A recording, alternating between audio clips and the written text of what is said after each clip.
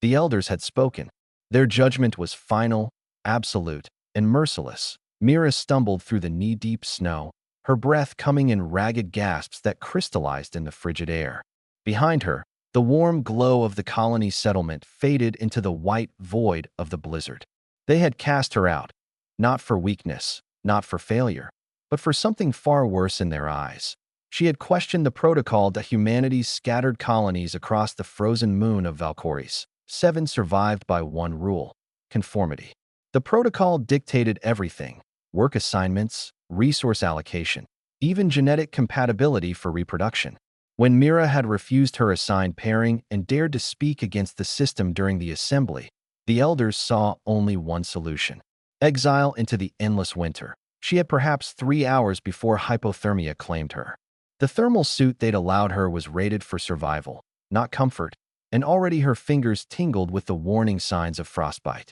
The wind howled like a living thing, carrying ice crystals that stung any exposed skin.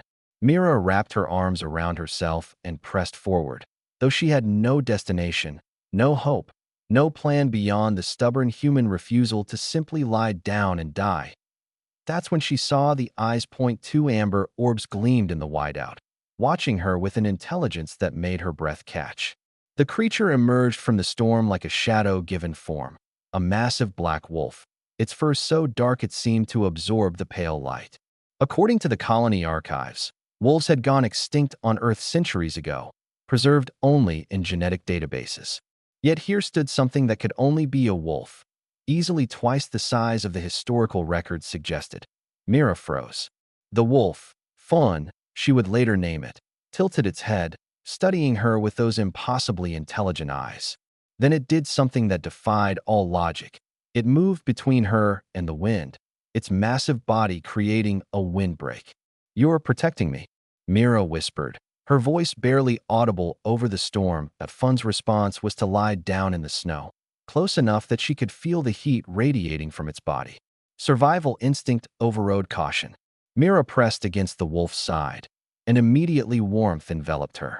The creature's fur was thick and surprisingly soft, and beneath it, she could feel the powerful rhythm of its heartbeat. They remained that way as the blizzard raged, 2 unlikely companions sharing warmth in the face of certain death. Myra's mind raced with questions.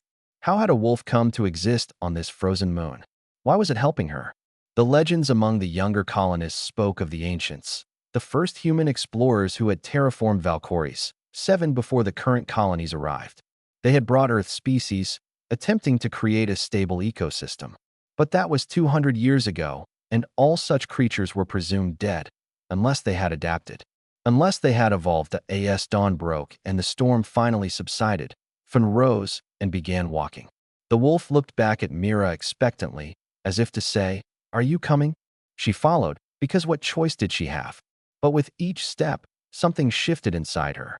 She wasn't being led to safety. She was being led somewhere specific. 3 hours of trudging through the snow brought them to a cliff face. Fun disappeared into what appeared to be solid rock, and Mira soon discovered a hidden entrance, a cave that extended deep into the mountain. But this was no natural formation. The walls were too smooth, too regular. And as her eyes adjusted to the darkness, she saw them. Lights, flickering to life in response to her presence. It was an ancient facility, perfectly preserved, its systems running on some long-lasting power source. Fun led her through corridors lined with equipment, past rooms filled with suspended animation pods, and finally to a central chamber where holographic displays sprang to life. The data that flooded Myra's vision made her knees weak. The ancients hadn't just brought wolves to Valkyries, 7. They had enhanced them, integrated them with biotechnology, given them extended lifespans and augmented intelligence. They were meant to be guardians, protectors of human colonists in this harsh world. But when the first colony collapsed due to internal conflict, the same rigid authoritarianism that now gripped her own settlement, the enhanced wolves had retreated, waiting for humans worthy of their protection. Fun had been watching her colony for years, the displays revealed. Watching and waiting. And when Mira had stood up against injustice, when she had shown the courage to question, to resist, to remain human in the face of systematic dehumanization, Fun had chosen her. The facility contained everything needed to establish a new settlement: food stores, medical supplies, terraforming equipment, and most importantly, the genetic templates for dozens of Earth species. The ancients had believed that humanity's strength came not from rigid control, but from diversity, from the courage to question, from the bonds formed between species. Mira stood in that chamber, one hand resting on Fun's massive head, and understood what she had to do. Her colony believed survival demanded conformity. They were wrong. Humanity had conquered the stars not by becoming machines, but by remaining defiantly, stubbornly human, by forming bonds with other species, by questioning authority, by refusing to let harsh environments crush the human spirit. Over the following weeks, others would find their way to her. Other exiles, other questioners, other humans who had been deemed unfit by the protocol. Together, they would build something new, something better.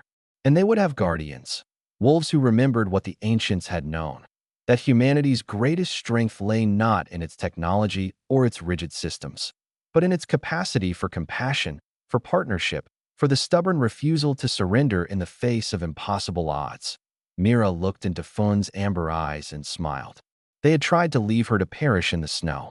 Instead, they had freed her to become something greater. The legend would spread through the colonies in time, of the woman who survived exile, of the black wolf who chose her, of the community they built where humans and enhanced wolves lived as partners rather than masters and servants. And slowly, inevitably, the rigid colonies would begin to crack, their people remembering what it truly meant to be human. In the end, the protocol could not survive contact with humanity's oldest alliance, the bond between human and wolf, between questioner and guardian, between those who refused to perish and those who refused to let them.